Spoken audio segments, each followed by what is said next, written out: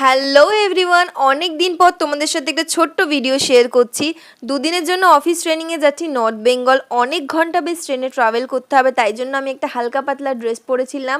আর বাড়ি থেকে বেরোনা আর ট্রেন ধরা এর মাঝখানে আমার সাথে ঘটে গেছে বড়সড় একটা ট্র্যাজেডি। যাই হোক, সেই গল্প না হয় পরে তোমাদের কোনো একটা ভিডিওতে বলবো।